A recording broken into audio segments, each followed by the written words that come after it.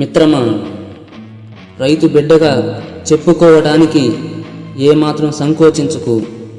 ఎందుకంటే నీ తండ్రిని మించిన వాడు ఈ ప్రపంచంలోనే ఎవ్వరూ లేరు. కాలం కలిసి రాకున్నా, నష్టం నిలువునా ముంచేసినా తన కృషిని వీడకుండా మన కడుపు నింపేవాడు రైతు ఒక్కడే. మన దేశంలో స్వాతంత్రం రాని ఒకే ఒక వ్యక్తి రైతు మాత్రమే. తన పండించిన పంటకు తను మార్కెట్లో అమ్మడానికి ధరను నిర్ణయించి చెప్పలేకపోతున్నాడు. కవిత రాయడంలో ఎంత గౌరవం ఉంటుందో, పొలాలను సాగు చేసి దున్నడంలో కూడా అంతే గౌరవం ఉంటుంది. రైతు యొక్క 10 వేళ్ళు భూమి లోపలికి వెళితేనే మన 5 వేళ్ళు నోటిలోకి వెళతాయి. నేలను నాశనం చేసేవాడు నింగికి ఎదిగితే, నేలను ప్రేమించేవాడు అదే నేలలోనే కలిసిపోతున్నాడు.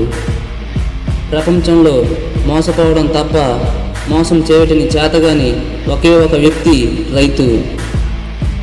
ప్రకృతిని అందరం కలిసే బాధ పెడుతున్నాం, కానీ ప్రకృతిని మనల్ని బాధ పెట్టినప్పుడు ఎక్కువగా నష్టపోతున్నది ఒక్క రైతు మాత్రమే.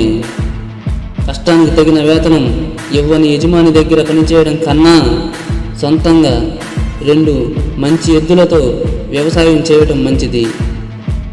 ప్రజలను పరిపాలించే ప్రతి నాయకుడు ధనవంతుడు కావచ్చు, కాకపోవచ్చు, కానీ మట్టిని సాగు చేసే ప్రతి రైతు పేదవాడిగానే బ్రతుకుతున్నాడు.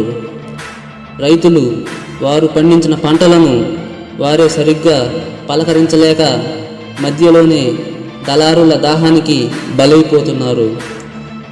తను పస్తులుంటూ మనందరి కడుపులు నింపుతున్న రైతన్నకి పాదాభి వందనాలు.